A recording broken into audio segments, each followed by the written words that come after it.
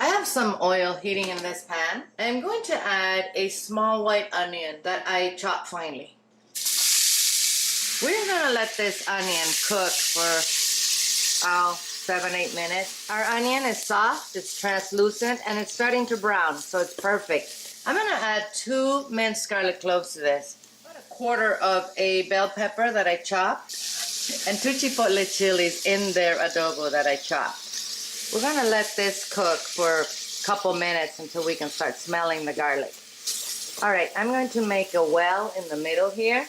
I'm gonna add a little more oil, and I'm going to put my spices in here. I have 2 tablespoons of chili powder, 1 of cumin, 1/2 tablespoon of paprika in here.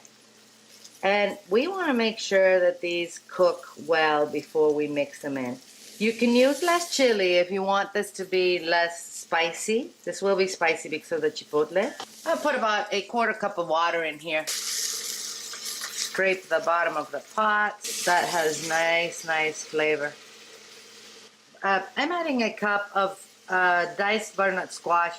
These are frozen, but you can, put fresh in here if you want. And I'm gonna add the beans. I am using a 15.5 ounce can of kidney beans, a 15.5 ounce can of white beans, and a 15.5 ounce can of black beans here. I drain them and rinse them out, okay? Of course, if you want to soak and cook your own beans, you can absolutely do that. I'm going to add 14 ounces of crushed tomatoes to this. I'm adding a cup of water, some salt, and some black pepper. I'm going to bring this to a boil, lower the heat, and let it simmer for about 20 minutes. And it's ready because everything is cooked in there already. And we just want the flavors to melt, okay?